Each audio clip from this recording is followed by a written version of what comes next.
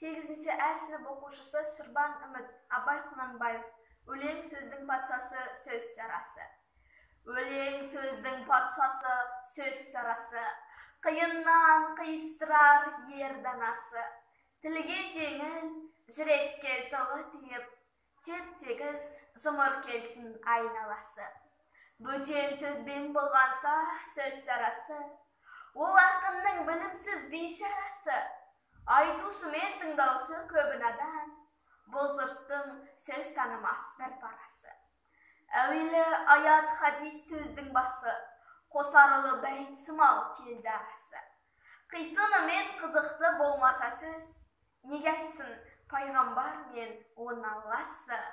Мешіттің құтпа оқыған ғұламасы, мінәжат уәлилердің зарналасы. Бір сөзіне қиыстырар, әрбірі келгенінше өз шамасы. Өлеңге әркімнің ақбар таласы, солардың бар таңдамасы.